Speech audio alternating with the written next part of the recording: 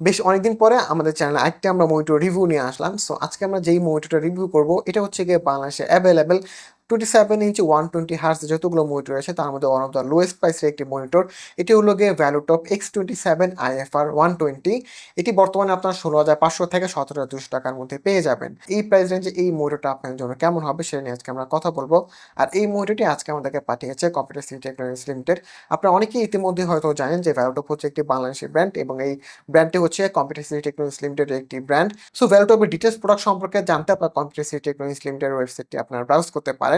So চলুন আর কথা না বেরিয়ে শুরু করা যাক। বরাবরের মতোই আপনার সাথে আছি আব্দুল্লাহ আল মামুন। আপনারা দেখছেন টেকনার্স বিডি। মনিটরটির বক্সে থাকছে একটি ইউজার ম্যানুয়াল, একটি মেটাল বেস, একটি মেটাল স্ট্যান্ড, একটি পাওয়ার অ্যাডাপ্টার এবং একটি এইচডিএমআই কেবল। মনিটরটির ডিজাইনে আসে মনিটরটি ফুল ম্যাট ব্ল্যাক কালারের। মনিটরটির চিন বেজেল অনেক ন্যারো রাখা হয়েছে।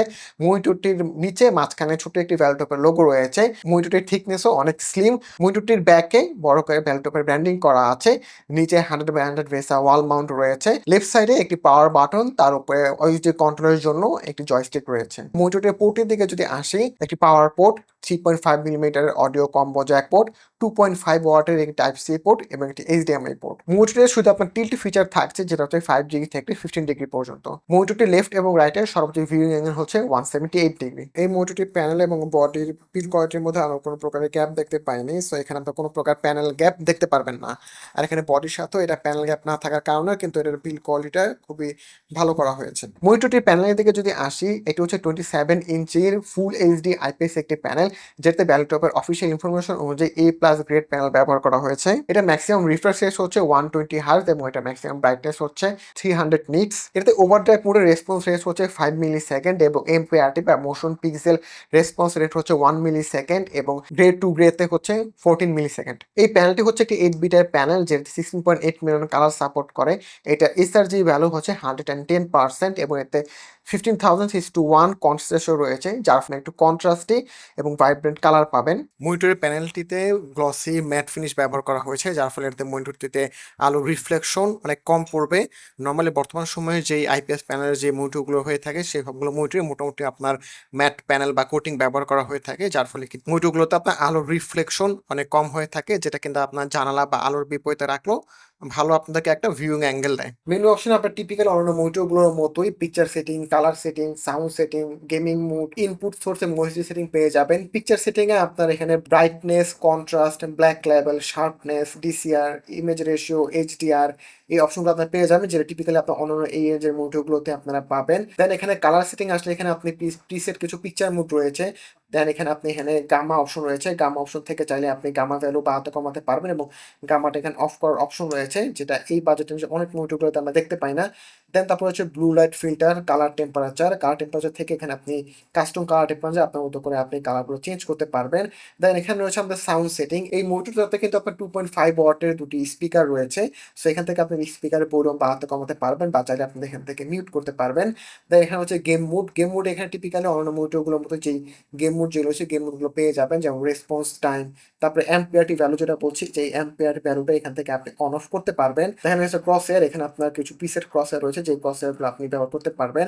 দেন এখানে হচ্ছে টাইমার, রিফ্রেশার এবং অ্যাডাপটিভ সিঙ্ক এবং মনিটরের সাথে 3 ইয়ারের অফিসিয়াল ওয়ারেন্টি রয়েছে। এর আগে আমরা ভ্যালুটপের আইটি মনিটর রিভিউ করেছিলাম, যেটা ছিল একটি 2K 180 হার্জের মনিটর। যারা এই মনিটরটি দেখেননি তাদের জন্য আমি এই মনিটরের লিঙ্কটা আই বাটনে এবং নিচে ডিসক্রিপশনে দিয়ে রাখবো, আপনারা যারা দেখে আসতে পারেন। ওই মনিটরটা কিন্তু আমি বলেছিলাম যে ওটা যে কন্ট্রাস্ট রেশিও ছিল ওটাতে কিন্তু ভালো পরিমাণ কন্ট্রাস্টে এবং একটু স্যাচুরেটেড চেয়ার আপনাদেরকে প্রোভাইড করবে। ঠিক সেম এই মনিটর যেহেতু আপনার এসআরজি ভ্যালু 110% এবং এটা কন্ট্রাস্ট রেশিও হচ্ছে 15:1। সো এই ফলো কিন্তু এটা থেকে আপনি একটু কন্ট্রাস্টে এবং ভাইব্রেন্ট কালার দেখতে পাবেন আপনারা, স্পেশালি আপনার গ্রিন এবং রেডের ক্ষেত্রে এটা কন্ট্রাস্ট রেশিওটা এটা মোটামুটি ভালোই আপনারা দেখতে পারবেন। সো নর্মালি আপনার কন্টেন্ট কনজিউমিং বা আপনার কোনো মুভি বা আপনার গেমস খেলার সময় মোটামুটি ভালো আপনার একটা আই প্লিজিং আপনাদেরকে একটা এক্সপিরিয়েন্স দিবে এই মনিটরটি থেকে। বাট আপনার যদি কালার কারেক্টিভ কোনো কাজ, যেমন আপনার ডিজাইনের কাজ বা যদি ভিডিও ডিজাইনের কাজ করে থাকেন, সেক্ষেত্রে আপনার এটাকে প্রপার বা অ্যাকুরেট কালার আসলে দিতে পারবে না এবং খুব বেশি আপনার এটা টুইক করে আসলে খুব বেশি অ্যাকুরেট কালার আপনি এটা থেকে নিতে পারবেন না। অবশ্যই এটাতে আপনার গ্যামা অফ করার অপশন রয়েছে, যেটা ভালো একটা বিষয়। এই প্রাইস রেঞ্জে অনেক মনিটরগুলোতে আমরা কিন্তু দেখতে পাই না। সো এটা আপনার গ্যামাটা চাইলে আপনি অফ করে নিতে পারেন। আর গ্যামা অফ করলে আপনার খুব বেশি আপনার এটাতে কালার আসলে খুব বেশি ইমপ্রুভ হয় না। আর এটা যেই ওএসডি অপশন যেই সেটিংগুলো যেগুলো রয়েছে সেগুলো থেকে আপনার খুব বেশি পরিমাণে কালার কালার নিয়ে আপনি আসলে কাজ করতে পারবেন না। আপনার কিছু পরিমাণ আপনি কালারগুলো চেঞ্জ করতে পারবেন, হালকা একটু টুইক করে নিতে পারবেন আপনাদের মতো করে। এন্ড অফ দ্য ডে এটা আপনার একটু স্যাচুরেটেড এবং একটু হাইলাইটেড কালারই আপনাদেরকে প্রোভাইড করবে। সো নরমালি দেখা যাচ্ছে মোটামুটি যারা মুভি দেখে থাকেন, নরমাল ডে টু ডে কাজের জন্য কনটেন্ট কনজিউমিং বা আপনার এন্টারটেইনমেন্টের কাজে ব্যবহার করতে চান, তাদের জন্য এই মনিটরটি আমার মতে মনে হয় এই প্রাইস রেঞ্জে এনাফ। এবং যারা দেখা গেছে একটু কম প্রাইস রেঞ্জে দেখা গেছে 20,000 এর নিচে যারা আপনার 27 ইঞ্চির মনিটর খুঁজে থাকেন, তাদের জন্য এই মনিটরগুলা বেটার হবে। এবং এটা যেটা আমি রিফ্রেশ রেটের কথা যেটা বললাম এবং এটাতে যে ওভারড্রাইভ মুডের যে মুডগুলো যেগুলোতে আপনাদেরকে আমি এটার গোস্টিং এর বিষয় যেটা বললাম, সো সেই তুলনায় বলা যায় যে এটা মোটামুটি আপনার এভারেজ বলা চলে এই প্রাইস রেঞ্জ অনুযায়ী। তো মোটামুটি দেখা যাচ্ছে 16-17 হাজার টাকা বাজেট রেঞ্জে আপনার যারা একটু বড় সাইজের মনিটর নিতে চান, তারা আপনার এই মনিটরটা দেখতে পারেন।